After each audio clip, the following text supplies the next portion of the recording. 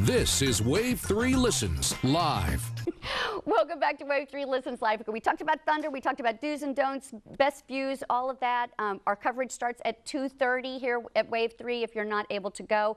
And now we're flipping, and after that cute little dog too, now we're flipping to drinks. And Christy's going to stay around because she's going to be our taste tester. Let me introduce you to Josh Durr. Now, Josh, tell me about what you do. It's really interesting. I run a bar consulting company called Hawthorne Beverage Group. Basically, we do bar education and bar training for groups all over the United States. Okay. Work with quality brands like Cabana Cachaca and Four Roses Bourbon. Okay. It's great to work with Four Roses, obviously in my backyard here. We basically do educations, cocktail demos, and train bartenders. Anything to do with booze, we do it. So cool. So you were telling me about, coincidentally, a new bar that opened in Cincinnati. Absolutely. I just opened a new bar in Cincinnati. Our group, Hawthorne Beverage and myself, we opened a bar. It's called Tonic on 4th. Tonic on 4th is on right near 4th and Race in Cincinnati. Classic cocktail bar, hand shipping their own ice, doing everything from scratch, homemade liqueurs, homemade bitters. You're going to go in and it's going to be, everything is made there on site. And really cared for. So. And football season's just around the corner. We'll be going up to those Bengals games. I'll be stopping by. Come on by. We want you to come in and check it out. So you're actually going to mix up a couple of drinks for Christy? Absolutely, for Christy. Christy, we had to twist her arm, as she was saying earlier. I still have to do the new newscast. You do have to do the new newscast. Things could get really interesting. I'd tune in if I were coming out like that later. Essentially, what we're going to do is we're going to do 2 springtime fun drinks that you can do that are really, really simple to do at home. And the first one is going to be a caipirinha. And let me get this through here. First off, we're using Cabana Cachaca. Cachaca, 3 syllables. Cachaca. It's basically a sugar cane. I can go a little bit more in depth. It's a sugar cane spirit from Brazil. It's the only spirit that is basically only comes from Brazil because it has a legal control over the name of cachaça there. And, cachaça, so it's like a Brazilian rum. It's sort of like a Brazilian rum. The cachaça guys are fighting against the TTB to try to get it not called rum because it's tastes distinctively different. Oh, okay. And you can get that. And you can get artisan cachaças. Well, let's taste. No, I'm kidding. Absolutely, absolutely. I'll have a shot. I'll be the judge of that. I'm kidding. Absolutely. You can have a good smell there. Light, aromatic, floral. You're a garden person. Wonderful, wonderful. See how you picked up that I'm the garden person? I already knew. I did my homework. So we're going to make a caipirinha, which this is the most traditional drink to make with cachaça. Okay. And essentially all it is about half of a lime. Now when you use half of a lime, you want to make sure you use one of these Mexican limes, a small lime. I know that we all go to the produce place and we see these, oranges that look like grapefruits. These look like lemons. We want to make sure you get the right size so you're going to have too much acid in there. Okay. And then just a little bit of sugar. And you're going to muddle that up. You're not going to overly muddle this because if you muddle too much, you're going to get the pith in the lime there. But you do want to break up that sugar and you do want to break up the acidity in the limes there as well. So a muddle, of course, is the tool that you're using as well as the action that you're doing. Absolutely. Right? I am muddling with a muddle. And it's a great hardwood muddle from Cabana Cachaca here. Beautiful. Fantastic. I know I gave you one. A Brazilian wood. Brazilian wood, essentially, is what they're using.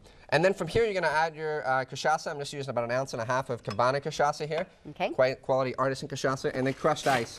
You get a nice water introduction here. Right? And then we're just going to stir it up, obviously, get it mixed well.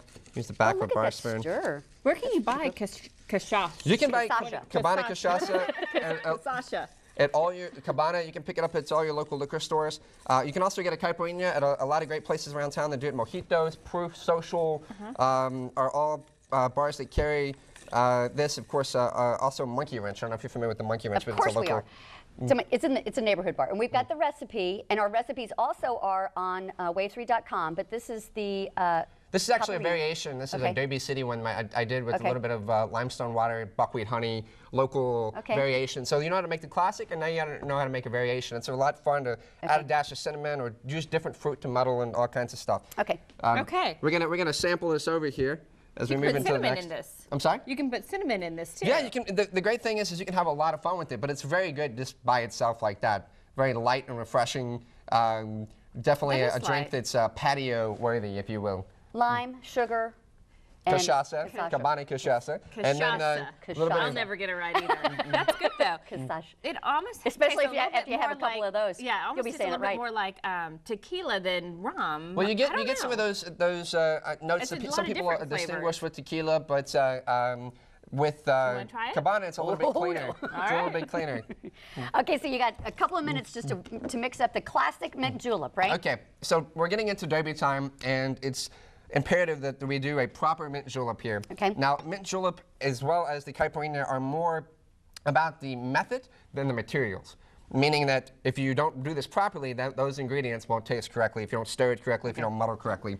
So we're doing a slight variation on the mint julep. The mint julep came around about the 1790s, 1800s when you started to see it evolve from the julep, which is basically a medicinal tonic from Persia. It's where the word alcohol comes from as well. And then we're using a little bit of maple syrup instead of sugar in here. Maple syrup is definitely good, and we're going to use just a touch of, just half of what we're going to use. This is Four Roses small batch, quality, small batch handcrafted bourbon, obviously made just around the corner here in Lawrenceburg, Kentucky, where I'm from. Oh, you're from Lawrenceburg. I'm from Lawrenceburg. Okay. There you go. I'm from Jessamine County. There you go. We're in the big city. We feel good in the big city up here. We don't hardly know how to act Well, up here. I'm glad I'm from Fayette County, so I feel like we're all right there together. Oh, yeah, you're right next door. Migrate. So what you want to do is you want to take, instead of muddling, unless people muddle it and break up the mint. The mint has bitter qualities if you break the leaves. I'm sure you can understand that. So you just want to press the oils. And my little trick is to roll it like this. So you just get the oils up and down and up and down. You may even want to add extra mint here. We're not muddling, we're pressing and rolling. Pressing, exactly. We're using the muddle to press, not the muddle to muddle. Gotcha. Okay. So we're just going to press it and get some more essential oils in here. And at this point, you want to add your crushed ice, but you're only going to add your crushed ice to about halfway to the top here. And then you're going to go with your spoon and watch that glass frost up. Now, normally when you're using a bar spoon, you don't want to do this. You want to roll it around the edge, but you want to bring it back down to half so you get a nice water reduction, like so. Okay.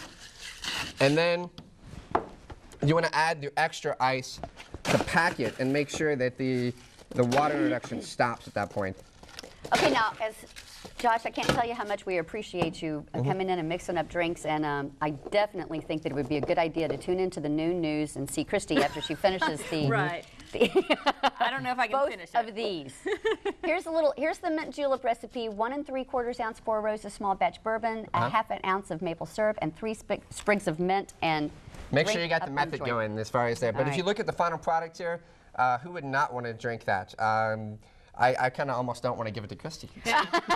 But you already said you would, so. I would, but I can always make more. I've got plenty of bourbon around, so. Oh, that's good. Yeah. This is the best mint julep I've ever had. Well, this is really I good. appreciate that, and I tell you, it all has to do with the quality product you use and the method and the good amounts of water reduction and maple syrup.